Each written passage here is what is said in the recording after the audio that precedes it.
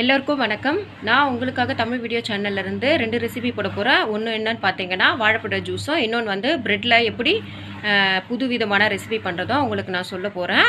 நீங்கள் வீடியோவை பாருங்கள். ஃபஸ்ட்டு வந்து வாழைப்பழ ஜூஸ் எப்படி போடுறது நான் உங்களுக்கு செஞ்சு காமிக்க போகிறேன். நல்லா பழுத்த வாழைப்பழமாக எடுத்துக்கோங்க. வாழைப்பழத்தை எடுத்து இப்படி கட் பண்ணி மிக்ஸி ஜார்க்குள்ளே போட்டுக்கோங்க.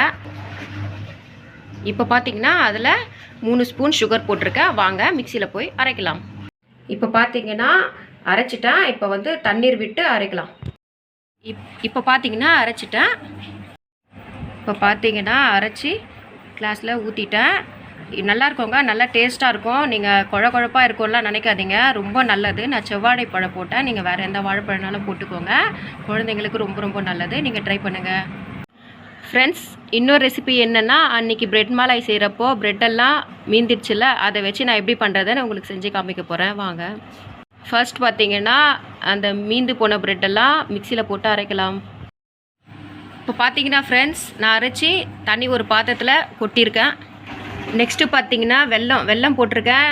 என்கிட்ட நாட்டு சக்கரை இல்லை, அதனால் வெல்லம் போட்டிருக்கேன். நீங்கள் நாட்டு சக்கரை இருந்தால் நாட்டு சக்கரை போட்டுக்கோங்க. அப்புறம் பார்த்தீங்கன்னா அதில் ஏலக்காய் போடலாம். நான் ஏலக்காய் போட்டேன், நீங்கள் ஏலக்காய் பொடி இருந்தாலும் போடுங்க. இதில் இந்த முட்டையை உடச்சி ஊற்றலாம். ஃப்ரெண்ட்ஸ், நான் 2 முட்டை ஊற்றிருக்கேன். நீங்கள் 1 நாள் 2 நாளும் போடுங்க. எனக்கு 2 தேவைப்படுது, அதனால் 2 ஊற்றுனேன். ஃப்ரெண்ட்ஸ், இப்போ நான் இதை அரைக்க போகிறேன். இப்போ பார்த்தீங்கன்னா அரைச்ச மிக்ஸை அந்த ப்ரெட்டு கூட ஊற்றலாம்.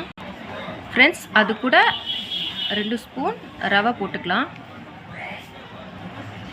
போட்டுட்டு கொஞ்சமாக தண்ணி ஊற்றிக்கலாம். இப்போ பார்த்தீங்கன்னா கொஞ்சமாக லெமன் விட்டுக்கிறேன். ஒரு 1/4 லெமன் பிழிஞ்சிக்கிறேன். நம்ம அந்த ஏலக்காய் பொடி போடுறதுக்கான காரணம் வந்து முட்டை சேர்க்கறதுனால அந்த வாடை வருன்றதுனால நான் ஏலக்காய் பொடி சேர்த்தேன். இப்போது லெமன் வந்து கொஞ்சம் டேஸ்ட்டு கொஞ்சம் கொடுக்குன்றதுனால போடுறேன். இப்போ பாருங்கள் ஃப்ரெண்ட்ஸ், நல்லா தோசை தவா ஹீட் ஆகிடுச்சு. பாருங்கள் ஃப்ரெண்ட்ஸ், ஹீட் ஆகிட்ட பிறகு அந்த மாவு எடுத்து இப்படி தேய்ச்சிக்கலாம்.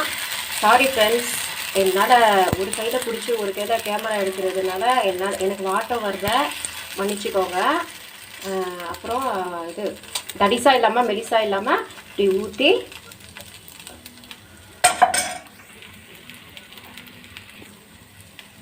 சுற்றி நெய் விட்டுக்கலாம்.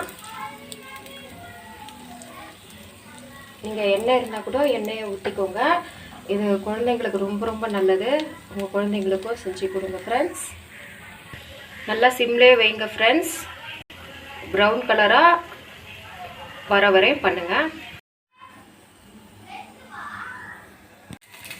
பாருங்கள் ஃப்ரெண்ட்ஸ், ப்ரௌன் ஆகிடுச்சு. நான் திருப்பி போட்டிருக்கேன். இதே மாதிரி நீங்களும் பண்ணுங்கள். இப்போ பாருங்கள் ஃப்ரெண்ட்ஸ், இது ரெடி ஆகிடுச்சு. இப்போ பாருங்கள் ஃப்ரெண்ட்ஸ், எல்லாமே ரெடி ஆகிடுச்சு. நீங்களும் ட்ரை பண்ணி பாருங்கள். ட்ரை பண்ணி பார்த்துட்டு எப்படி இருக்குன்னு எனக்கு கமெண்ட்டில் சொல்லுங்கள். இந்த வீடியோ பிடிச்சிருந்தால் லைக் பண்ணுங்கள், ஷேர் பண்ணுங்கள், கமெண்ட் பண்ணுங்கள்.